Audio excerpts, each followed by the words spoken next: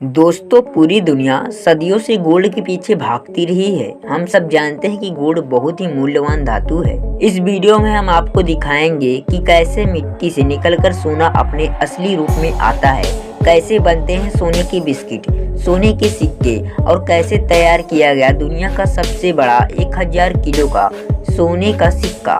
Gold America, Asia, Africa में अधिकतर पाया जाता है, लेकिन पूरी दुनिया में सबसे अधिक सोने का उत्पादन चीन में होता है। यहाँ पर पूरी दुनिया का 14% सोना निकलता है। भारत की बात करें तो यहाँ पर सोने की कोई खान नहीं है। कर्नाटक में कोलार खान ही भारत की एकमात्र सोने की खान थी, जिसमें से साल 1956 से लेकर 2001 तक लगभग 9 लाख किलो सोना निकाला गया। लेकिन साल 2001 में कोलार माइंस को बंद कर दिया गया था, क्योंकि इसमें से सोना निकलना ही बंद हो गया था। दोस्तों, सबसे पहले बात करेंगे कि सोना जमीन के अंदर आखिर बना कैसे।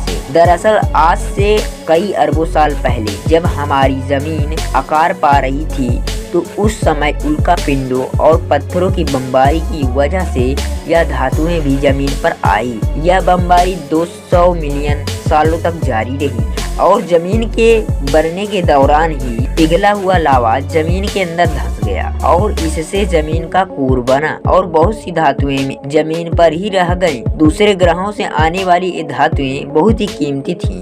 इसमें गोल्ड, प्लेटिनम भी शामिल था, जिनका कुल वजन अरबों टन था। करोड़ों सालों तक यह खजाना इंसानों की पहुंच से दूर पड़ा रहा। अब आइए जानते हैं कि जमीन के अंदर सोने को तलाश कैसे किया जाता है। जमीन के अंदर सोने को तलाश करने के लिए एक विशेष प्रकार की टेक्नोलॉजी की मदद से होता है। इस टेक्नोलॉजी को ग्राउंड फ्री रीडिंग रडार यानी कि GPR कहा जाता है और इस टेक्नोलॉजी की मदद से यह पता चलता है कि जमीन के अंदर कौन कौन सी धातुएं मौजूद हैं और अंदाजा लगाने के बाद रीडिंग की मदद से थोड़ी थोड़ी मिट्टी निकाली जाती है। लेकिन दोस्तों, ऐसा नहीं है कि कोई मुंह उठाकर इस टेक्नोलॉजी की मदद से सोने की तलाश कर, बल्कि यह काम सरकार की इजाजत से ही होता है और इस तरह का काम केवल जूलॉजिकल सर्वे की टीम को ही सौंपी जाती है।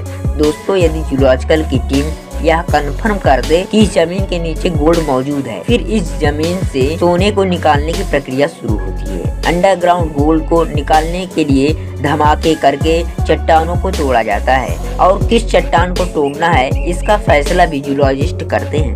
अब आप सोच रहे होंगे कि खुदाई करने के बाद गोल्ड के बड़े बड़े ब्लॉक्स मिल जाते होंगे, तो ऐसा हरगिज नहीं होता। पत्थरों को तोड़ने के बाद उनको मशीनों की मदद से बाहर निकाला जाता है और पत्थर के ब्लॉक रेत की तरह पीस लिए जाते हैं और इस काम को करने में महीनों तक लग जाते हैं। गोल्ड को पत्थर के रेतों से अलग करने के लिए एक विशेष प्रकार की वॉशिंग से गुजारा जाता है।